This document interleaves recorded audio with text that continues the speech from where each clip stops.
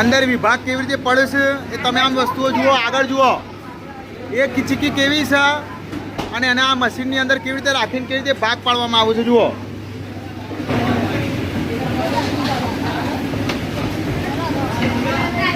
જો આ કટિંગ થાય છે ચીકી.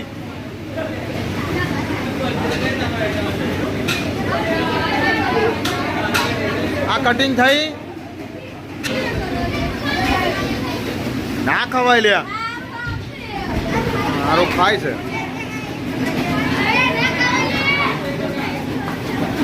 જુઓ જુઓ ચોરસ કટિંગ થયા પછી એ પેકિંગ કેવી રીતે થાય છે જુઓ.